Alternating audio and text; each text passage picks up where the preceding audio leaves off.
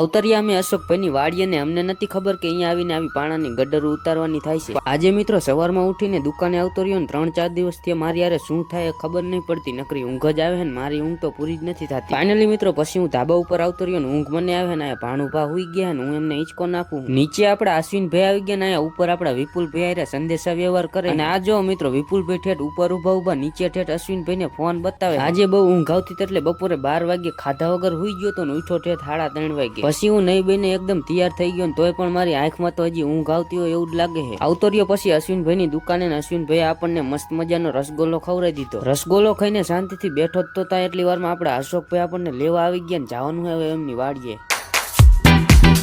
અવતરિયા અમે અશોકભાઈની વાડી અને અમને નથી ખબર કે અહીંયા આવીને આવી પાણાની ગડરો ઉતારવાની થાય છે. ફાઇનલી પછી અમે બધા આ પાણાની ગડરો હેઠે ઉતારવાનું ચાલુ કરી દીધું. ફાઇનલી મિત્રો આ બધી પડી ગડરો આપણે ગાડીમાંથી હેઠે ઉતારી લીધી ને હજી આપણું કામ પૂરું નહીં થયું કારણ કે આજે થાંભલા પડ્યા ને બધા હેઠે ઉતારવાના. ફાઇનલી પછી અશોકભાઈ આપણને મસ્ત મજાની ચા પી દીધી અને અમે બધા ચાનો ખૂંટો ચડાવી લીધો. ચા પીને ફરીવાર પાછું અમે બધા થાંભલા ઉતારવાનું ચાલુ કરી દીધું. ફાઇનલી મિત્રો હરવે હરવે કરતા અમે બધા થાંભલા હેઠા ઉતારી લીધા. થાંભલા ઉતારીને અમે બધા પાણી પી લીધું ને પેટ્રોલ ડીઝલની અછતને કારણે અહીંયા મહા મીટિંગ થાય.